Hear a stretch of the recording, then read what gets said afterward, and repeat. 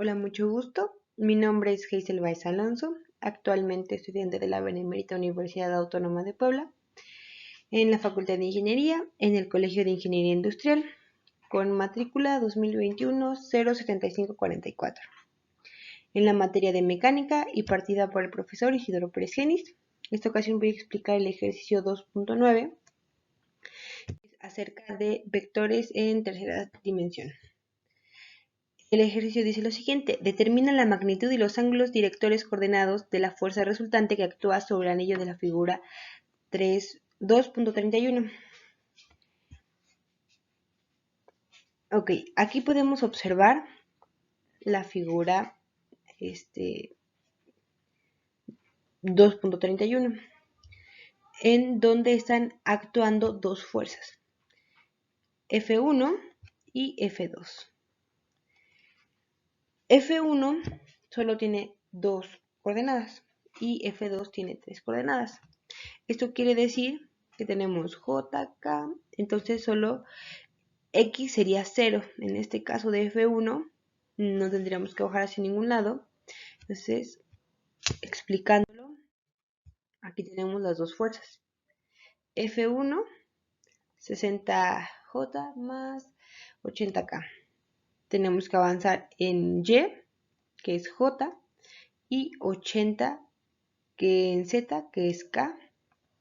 Y la fuerza 2 tenemos 50 menos 100 y más 100. Entonces 50 tenemos de este lado, 50 menos 100, paralelo al eje y negativo. Y hacia arriba 100, que son de el vector Z. Ahora, lo podemos hacer de dos formas. De forma gráfica también se puede hacer una suma de vectores y se hace de la misma manera. Este se tiene que desplazar hacia este lado y este de acá se tiene que pasar hacia este lado. Y este sería mi vector resultante, el que se encuentra aquí. Así, este sería mi vector resultante. ¿Qué tenemos que hacer? Para hacerlo de manera analítica, tenemos que separarlo en componentes. Y en este caso ya no los dan. Entonces aquí colocamos fuerza. Y aquí serían componentes. Aquí sería X, Y, J, perdón, K, que es Z. Y aquí tenemos F1, F2 y vamos a hacer la sumatoria. Entonces aquí sería 0, 50, 60, 80, que sería menos 100 y 100, que son las coordenadas de los puntos. Entonces aquí tendríamos 50 menos 40 y 180, que es la sumatoria de las componentes de las dos fuerzas. Ahora, ya que tenemos las componentes de mi fuerza resultante, que son 50 menos 40 y 180, podemos sacar la magnitud de nuestro vector. Entonces nuestro vector resultante, su magnitud será, ponemos FR es igual a la raíz de 50 al cuadrado más menos 40 al cuadrado más 180 al cuadrado, y esto nos da un resultado de 191 y todo está dado en libras, entonces serían libras. Esta sería la magnitud del vector resultante. Ahora, el problema no solo nos pide eso, sino también nos pide los ángulos. Entonces, hay una forma en la cual a mí me gusta, que es sacar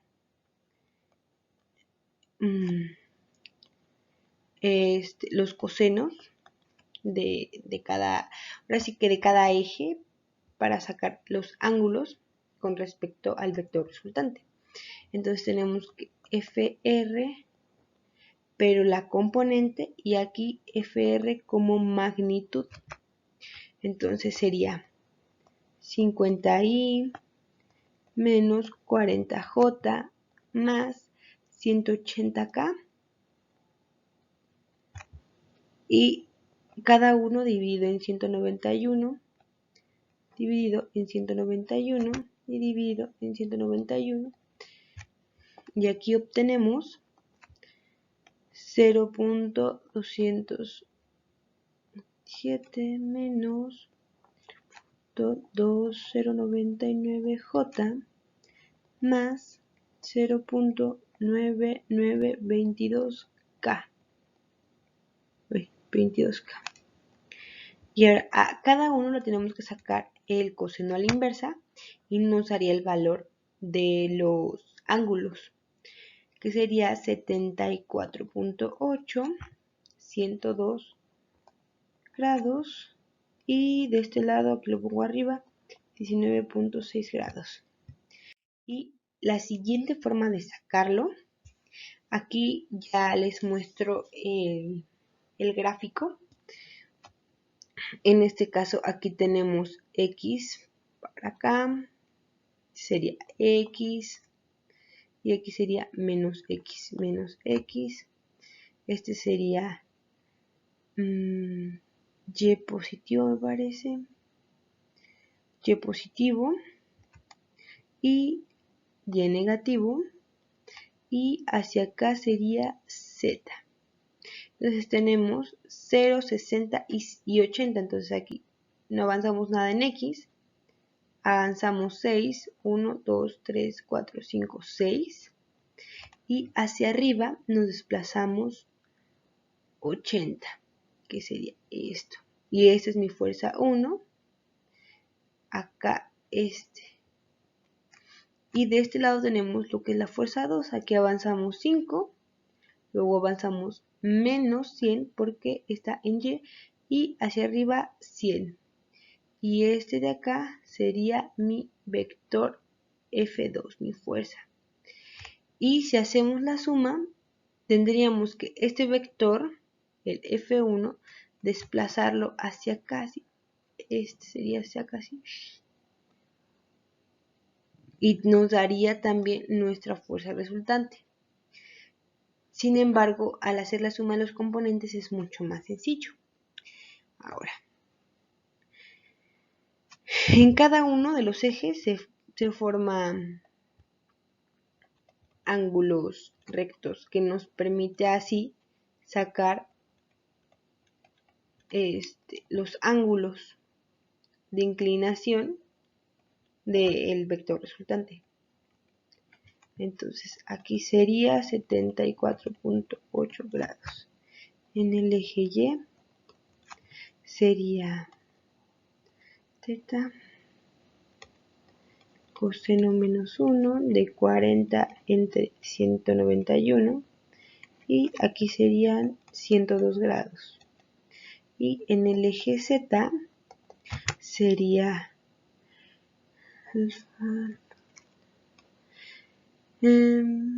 es igual al coseno menos 1 de 180 entre 191, y esto nos da un valor de 19.6 grados. Porque recordando que sería cateto opuesto sobre hipotenusa. Es cierto, cateto adyacente sobre hipotenusa. Y el cateto adyacente es el de acá. Sería este de acá. Dependiendo de qué vector esté trabajando, será mi cateto adyacente. Entonces, por ejemplo, cuando estoy trabajando en el eje X, este de acá sería mi cateto adyacente. Cuando esté trabajando en el eje Y, el que está sobre el eje Y será mi cateto adyacente ahora. Y cuando esté trabajando con el eje Z, el que está de este lado será mi cateto adyacente. ¿Por qué? Porque si yo pongo una línea de este lado, se forman ángulos rectos, que sería este ángulo y este con este ángulo, así, aquí, también se forma un ángulo recto. Es por esta razón que podemos ocupar coseno. Aquí hay otra forma diferente de observarlo. Ya solamente tenemos nuestro vector resultante y aquí les pondré que este es de 74.8, este es de 102 grados y este es de 19.6. Entonces, recordando es X, Y y Z. Entonces, de acá para acá hay 74.8 grados. Luego, lo pondré con otro color. De acá para el eje Y, estamos hablando de 102 grados.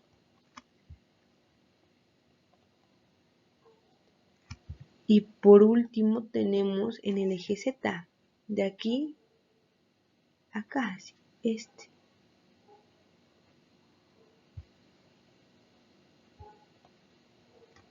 Y tenemos 19.6 grados. Esos serían nuestros ángulos de inclinación con respecto a cada eje. Este y este. Entonces así concluimos que nuestro vector resultante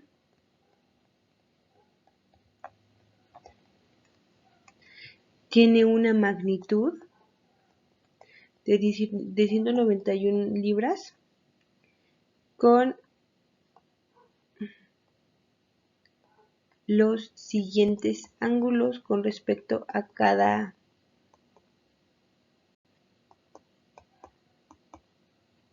eje: 74.8, 102 grados y 19.6. Y eso sería toda mi explicación.